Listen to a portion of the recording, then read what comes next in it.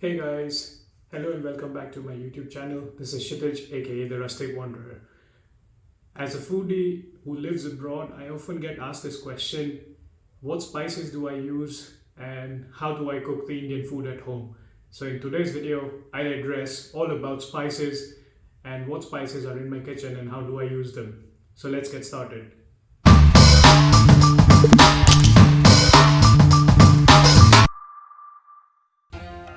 So to keep things simple for you guys, as I understand the struggle of obtaining and sourcing these Indian spices when living abroad, I have categorized the spices into two categories. Number one are the essential spices or the basic spices that go in almost all curries and dishes that we cook. And number two are the non-essential spices, which are more from the point of view of adding more aroma and flavor, and they are optional in the sense that you can add them if you find them. So let's look into some of the essential spices first. First up are the cumin seeds, as you can see it in the palm, or I'll also put a photo in the inset. The cumin typically comes in three grades: Iranian, Indian, or Middle Eastern. Cumin has a very distinctive aroma and can be either used in the form of its seed, which are often roasted first before using in the curry, or can even be used in the powder form, which is also made from roasted cumin seeds, crushed down into the form of powder that you can then add, for example, on top of your yogurt. It gives it a nice aroma and flavor, or you could even sprinkle it on some fried pakoras or anything fried. It adds a nice flavor to it. So next up on our list of essential spices are the brown mustard seeds. Now the mustard seeds come in a whole range from dark brown to dark yellow. And typically for my cooking, I use the brown mustard seeds. The yellow mustard seeds are the ones that I use for making the mustard sauce that you put on the top of your hot dogs or for your sandwiches. It's a bit more tangy in flavor, but I prefer to use the brown mustard seeds. It is very high in fibers and omega-3. Next up on the list of essential spices is Asafoetida, which is also popularly known as Heeng in the Indian cuisine. Now Heeng could be obtained in various different forms, as it is a dried latex obtained from a plant. Sometimes when you go to purchase that in a supermarket, it's mixed with a few other ingredients, so you don't get pure Heeng. Normally you would want to go for pure Heeng, which is very potent. It helps a lot in digestion, and you only use just a few micrograins in cooking, and it's a very important ingredient. For example, if you're making a tarka for the dal, or in Kashmiri cuisine, for example, if you're making rogan josh, and so on.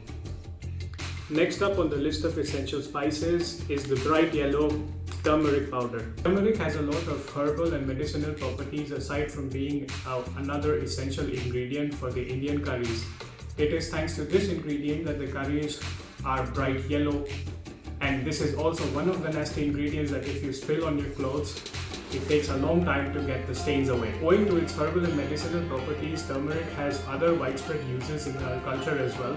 For example, in the wedding ceremonies, the turmeric paste is also applied on the skin, as it is good for the skin. In times like Corona, where you want to boost your immunity, or where you injured yourself, or you're running a high fever, Indians also boil turmeric in milk and use that as a home remedy for fighting the ailments. Next up on the list of essential ingredients, as you might have noticed from the size of packages that I showed you for turmeric and coriander powder, these are perhaps the most widely used spices in the Indian cuisine. That's why most Indians like to purchase them in bulk. Coriander can be used in multiple different forms in the cuisine. For example, some people prefer to use coriander seeds.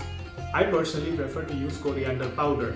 When the dish that you're preparing is ready, sometimes we also use coriander leaves to garnish from the top, as it gives a nice aroma. Another essential ingredient of the Indian cuisine is ginger and garlic, but sometimes you could even use a ginger garlic paste.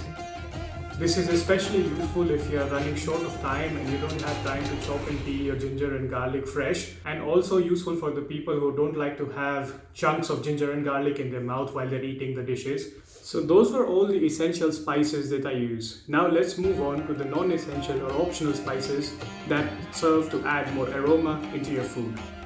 First one on the list is the Garam Masala. Now Garam actually stands for hot, which means if this spice is used in moderation, It cranks up the level of spices in your dishes. Garam masala can be used as a topping simply by sprinkling on top of the dish that you're cooking, or could be added at the time when you're roasting all the spices together. Garam masala essentially is a blend of spices such as cloves, cinnamon, fennel and a lot more. Next up on the list are cloves. This again is a multi-purpose spice. It is spice and a herb at the same time. In terms of its herbal properties, it is very useful, especially if you have wisdom tooth pain. For example, if you have a swollen wisdom tooth or a growing wisdom tooth, you could just put it under your gums and just slowly swallow the juice. Don't try to bite it, just swallow the juice. In India, actually in the Ayurvedic shops, we even get the clove oil, which is highly concentrated. You just apply it a little bit and in a few hours, perhaps your swelling just disappears. As an additive spice to the Indian cuisine, it serves to crank up the spiciness of the food because of its tangy flavor. So be very careful. Perhaps just use 1 or 2 cloves or maybe 3 cloves when you're cooking the Indian dish, because the longer your dish rests in the fridge, it will crank up the spice over time. Cloves can be used as a form of unground spice. For example, if you're making fried rice or biryanis, it is not so common, at least the way I cook, to put cloves in almost every dish. I use it very sparingly, but I use it quite often for my wisdom tooth pain as a herbal medicine. One of the spices that makes all foreigners cry. Yes, you guessed it right, it's the chili. Indian cuisine uses a mix of both green chili and red chili. Green chili I usually dice and fry in the beginning with the onions. However, red chili is used in its powdered form.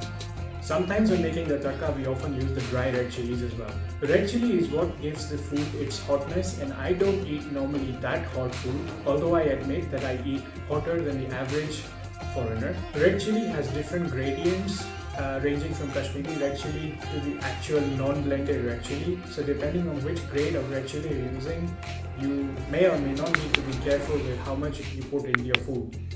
For instance, the Kashmiri red chili is often used by us to give the food its nice red color, and the non-blended red chili is often used in moderation to give its hotness. Any other blended form of red chili will not be this hot. So oftentimes, any other form of red chili powder would be blended with other spices, so it will not be as spicy as the unblended red chili powder.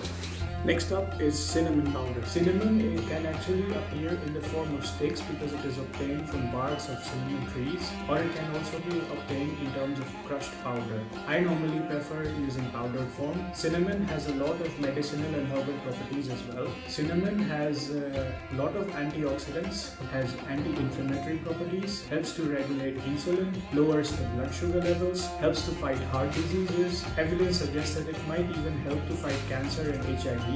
Cinnamon also reduces sensitivity to insulin. That's why in the Indian culture we use cinnamon in various forms in our cuisine. For instance, you could even use it while cooking. You could use it in the form of uncrushed garam masala, or you could even boil it in water and use it for drinking in an empty stomach. Cinnamon is also being used in the Western cuisine, for example in baking or in chocolates. So it is good to include cinnamon in one form or the other in your diet. Next up is cardamom. I normally use cardamom pods.